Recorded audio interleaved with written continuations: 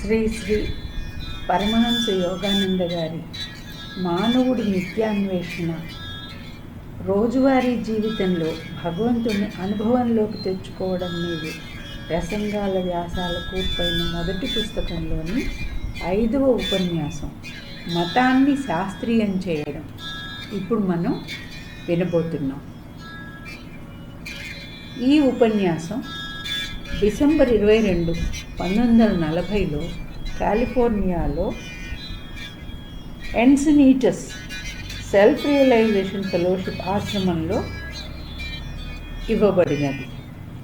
ఈ ఎన్సినీటస్ self realisation fellowship ఆశ్రమంలో 1935లో నిర్మితమైన మొట్టమొదటి మందిరం. ఈ మందిరం పసిఫిక్ సముద్రం కనపడేటట్లు ఎత్తైన సమతల ప్రదేశంలో ఉండేది. దాన్ని గోల్డెన్ లోటస్ స్వర్ణ కమల మందిరం అని పిలిచేవారు. క్రమక్రమంగా సముద్రపు ఒడ్డున ఉన్న భూమి కోతకు గురవడం మూలంగా చివరికి ఈ మందిరం సముద్రంలోకి జారిపోయింది. ఈ ఎన్సినీటస్ కాలిఫోర్నియాలో డిసెంబర్ 22, 1940లో ఇచ్చిన ఉపన్యాసం మతాన్ని శాస్త్రీయం చేయడం. భగవంతుడికి మనం దగ్గర కావచ్చు. ఆయన్ని గురించి మాట్లాడటం, శాస్త్రాలలో ఆయన చెప్పిన మాటలు వినడం, ఆయన్ని గురించి ఆలోచించటం, ధ్యానంలో ఆయన్ని సాన్నిధ్యపు అనుభూతి పొందడం, ఇవన్నీ చేస్తుంటే క్రమంగా మీరు నిజం కాదనుకున్నది భగవంతుడు నిజంగాను, మీరు యథార్థం అనుకుంటున్న ఈ ప్రపంచం అవాస్తవంగానూ కనపడుతుంది. ఆ సాక్షాత్కారం వంటి ఆనందం మరొకటి లేదు. భగవంతుడి ఆనందం హద్దులు లేనిది, ఎడతెగనిది, ఎప్పుడూ కొత్తగా ఉండేది. మీరు ఆ చైతన్యంలో ఉన్నప్పుడు శరీరం, మనస్సు ఏది మిమ్మల్ని చెలింపచేయలేదు. ఈశ్వరుడి అనుగ్రహం, ప్రభావం అలాంటిది. మీరు అర్థం చేసుకోలేకపోయిన దేన్నైనా, మీరు తెలుసుకోవాలనుకుంటున్న ప్రతి విషయాన్ని ఆయన వివరిస్తాడు. ప్రతి విషయాన్ని చాలా ఎక్కువగా ఇప్పుడు తెలుసుకోవాలనుకోవడంలో ఉపయోగం లేదు. ప్రకృతి అనే పుస్తకంలో రాసి ఉన్న అన్ని విషయాలను నేర్చుకోవడానికి మీరు ఎన్ని జన్మలను వెచ్చిస్తారు? లక్షలాది జన్మలు అందుకు సరిపోవు. కాబట్టి ఎందుకు తొందర? అన్ని విషయాలను మీరు భగవంతుడిలో కనుక్కుంటారు, అర్థం చేసుకుంటారు. భారతదేశపు గురువులు ఎల్లప్పుడూ ఇలా అన్నారు: ముందు ఆయన్ని తెలుసుకోండి, తర్వాత మీరు తెలుసుకోగలిగినది ఏదైనా ఆయన మీకు విప్పి చెప్తాడు. ఇది ఆయన రాజ్యం, ఇది ఆయన జ్ఞానం. జీవితం సాగుతున్న కొద్దీ దాని గురించిన భ్రమలు తొలగిపోతాయి. జీవితం అంటే ఏమిటో మీరు చూస్తారు. ఇక బాల్యం, యవ్వనం అనే భ్రమలు తొలగినప్పుడు ఇంకక్కడ మిగిలిందేమిటి? ఈ తలకు పరమహంస గారు తన నుదుటిని తాకుతూ కూటస్థ కేంద్రాన్ని, ఆధ్యాత్మిక నేత్రస్థానాన్ని చూపారు. ఈ తలుపు అన్నప్పుడు అధిచేతనను, కూటస్థ చైతన్యాన్ని, విశ్వ చైతన్యాన్ని పొందడానికి మానవుడు ఆధ్యాత్మిక నేత్రం అనే ప్రాణమయ నక్షత్రం ద్వారా గుండా ప్రవేశించాలి. ఈ నేత్రస్థానం అన్న పదానికి ఫుట్నోట్లో ఈ విధంగా వివరించి ఉంది: అధిచేతనను, కూటస్థ చైతన్యాన్ని, విశ్వ చైతన్యాన్ని పొందడానికి మానవుడు ఆధ్యాత్మిక నేత్రం అనే ప్రాణమయ నక్షత్ర ద్వారం గుండా ప్రవేశించాలి. బైబిల్ యోహాను 10:19లో ఈ విధంగా ఉంది: నేనే ద్వారాన్ని, నా ద్వారా ఏ మనిషి అయినా ప్రవేశిస్తే అతడు రక్షితుడవుతాడు. అతడు లోపలికి, బయటికి వెళ్ళి తన స్థానాన్ని కనుక్కుంటాడు. ఈ తలుపు వెనకాలే ఉన్న దివ్య చైతన్యంలో మాత్రమే మనం శుద్ధమైన ఆనందాన్ని కనుక్కోగలం. అజ్ఞాన ప్రాబల్యం వల్ల ముఖ్యం కాని విషయాలను ప్రాముఖ్యం ఉన్నట్లు చేసే ఈ ప్రపంచాన్ని నేను నా జీవితంలో పట్టించుకోలేదు. నలుగురితో పాటు నారాయణ అన్నట్లుగా ఉండండి నమ్మబలికే ప్రపంచంలో మనం అందరం జీవిస్తున్నాం. అయినప్పటికీ మనం పరమాత్ముడి చైతన్యంలో ఉన్ననాడే సంతోషంగా ఉండగలం. దానికోసం ప్రయత్నించండి. భగవంతుడు మిమ్మల్ని తన సామ్రాజ్యంలోకి స్వాగతం చెప్పటానికి ఆత్రంగా ఉన్నాడు. ఎందుకంటే ఆయన కూడా ఒక విషయాన్ని కోరుతున్నాడు. మీరు మీ అంతట మీరే ఆయన్ని వెతకాలని, ఆయన్నే అంటిపెట్టుకు ఉండాలని. అలా కాకపోతే ఆయన ఈ విశ్వాన్ని, మనిషిని సృష్టి చేసేవాడు కాదు. ఈ కోరుకోవడం వల్ల ఆయన పరిపూర్ణత్వానికి ఏమీ లోటు రాదు. కానీ మనను సృష్టి చేయాలనే ఆయనకున్న కోరిక వెనకాల కారణం మనం ఆయన్ని ప్రేమించాలని, తిరిగి ఆయన దగ్గరికే చేరాలని. ఆ సమయం కోసం ఆయన ఎదురు చూస్తున్నాడు. మన ప్రేమలో ఆయన కోరిక తీరుతుంది. ఈ మాయా ప్రపంచపు మంటల్లో దూకడానికి కానీ లేదా తన ఇంటికి తిరిగి రావడానికి కానీ భగవంతుడు మనకు స్వేచ్ఛ ఇచ్చాడు. మీకేది ఇష్టమన్నదే ఇక్కడ ప్రశ్న. మనమందరం భగవంతుడి దగ్గరికే పోదాం. ఈ ఘోరమైన ప్రపంచంలోకి తిరిగి రానవసరం లేకుండా మనం తిరిగి ఏ పరిస్థితుల్లో పుడతామో మనకు తెలియదు. ప్రస్తుతం మనం ఎదుర్కొంటున్న బాధలు, ఆర్థిక మాంద్యం ఉన్న ఇటువంటి సమయాల్లో ఇక ముందు నిస్సందేహంగా మనం తిరిగి పుట్టాలని కోరుకోం. ఈ సమస్యలు మానవుడి స్వార్థపరత్వం, ద్వేషాల ఫలితం. భగవంతుణ్ణి మర్చిపోయిన కారణంగా ఈ భూమి యావత్తూ బాధతో మూలుగుతోంది.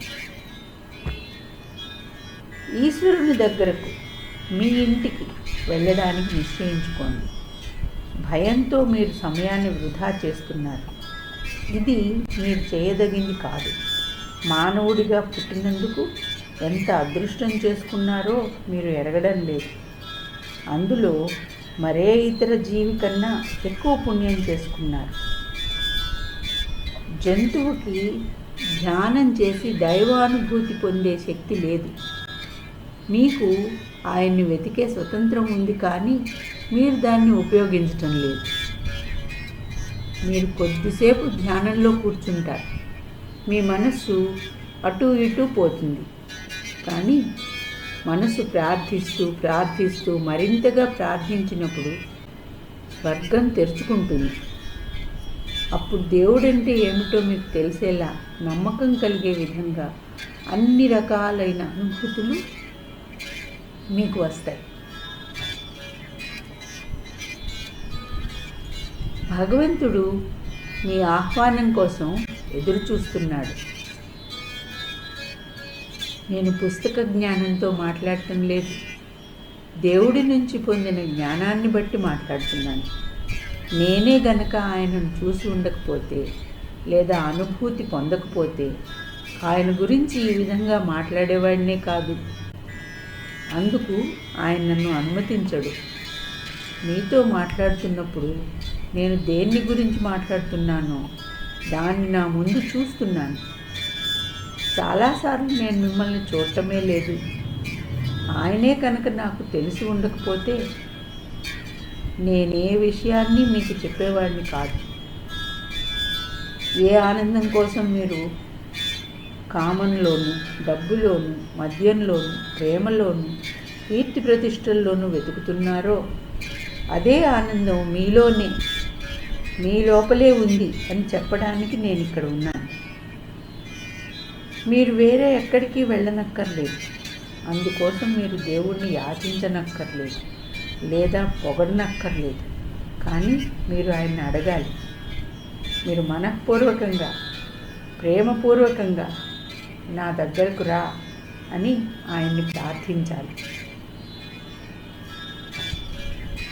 మీరు సరిపడినంత పట్టుదల చూపడం లేదు. పిసినారివాడు డబ్బును ఎలా ప్రేమిస్తాడో, ప్రేమికుడు తన ప్రియురాలను ఎలా ప్రేమిస్తాడో అదేవిధంగా మీరు దేవుణ్ణి ప్రేమించాలి. అప్పుడు ఆయన మీ దగ్గరకు తప్పకుండా వస్తాడు. అది కష్టమే, కానీ మీరు రాత్రుళ్ళు చాలాసేపు ధ్యానం చేస్తే మీకు సమయమే తెలియదు. నేను నిద్రపోనప్పుడు కూడా నేను దాన్ని ఎప్పుడూ కోల్పోను. దేవుడే వచ్చినప్పుడు ఇంకా నిద్ర ఎక్కడిది, శరీరం ఎక్కడుంటుంది? పరవశింపచేసే ఆయన సన్నిధి తప్ప ఇంకే విషయాలు పట్టవు. మీరు నవలల్లో ఆదర్శపూర్వకమైన ప్రేమ గురించి చదువుతారు, కానీ భగవంతుడి ప్రేమతో పోలిస్తే అది ఎందుకు పనికిరాదు. ఆయన దగ్గరికి వెళ్ళడానికి త్వరపడండి. ఆయన గురించి ఎప్పుడూ ఎరుకలో ఉండటం అత్యంత అద్భుతమైన స్థితి. నేను మీతో మాట్లాడుతూ ఉండగా మళ్ళా ఈ మొత్తం ప్రపంచం కరిగిపోయింది. నేను ఆయన దివ్యానందాన్ని మాత్రమే అనుభూతి చెందుతున్నాను. మీ భ్రమలను పోగొట్టడమే సృష్టి ఉద్దేశం. మీ భౌతిక సౌకర్యాల కోసం అంతులేని మీ కోరికలను ప్రోత్సహించడానికి, సమకూర్చడానికి విజ్ఞాన శాస్త్రం అనేక పద్ధతులను కనిపెట్టింది. కానీ కొంతకాలం గడిచాక ఈ తుచ్చమైన సుఖాలు బరువవుతాయి. అవిక ఏమాత్రం ఆనందం ఇవ్వవు. ఎందుకంటే వాటి జాగ్రత్త చూడటం కష్టమైన పని అని మీరు గ్రహిస్తారు. కాబట్టి దివ్య సౌఖ్యానికి తప్ప తక్కిన ప్రతి విషయానికి మీరు మూల్యం చెల్లించాలి. దానికోసం మీరు కేవలం మౌనంగా కూర్చోవడం, ఈశ్వరుణ్ణి అడగడం చేయాలి. భగవంతుణ్ణి సంపాదించాలనే అనుకుంటే ఆయన గురించి ప్రయత్నించేవాడినే కాదు, కానీ ఒక బిడ్డగా ఆయన్ని తెలుసుకునే హక్కు నాకుంది. మీరు మీ హక్కును ఈశ్వరుడి నుంచి అడిగితే ఆయన దాన్ని మీకు ఇస్తాడు. తొందరగా తమ దగ్గరకు రమ్మని భక్తుల దగ్గరికి ఆయన వస్తాడు. ఆయన కోరేది అదే. ఈ సృష్టి యావత్తు ఆ భ్రమను పోగొట్టడానికే ఏర్పడి తద్వారా మీరు ఆయన దగ్గరకు తిరిగి వెళ్ళడానికి కారణం అవుతుంది. ఈ భూమి నుంచి మీరు ఎప్పుడు పోతారో మీకు తెలియదు. మీరు ఎక్కువ కాలం ఆనందంగా బతుకుతారనే నియమమేదీ లేదు. సమయం వృధా చేయడం ఎంత మూర్ఖత్వమో ఇది నిరూపిస్తుంది. నేను ఏ క్షణానికి ఆ క్షణం, ఏ రోజుకు ఆ రోజు జీవిస్తాను.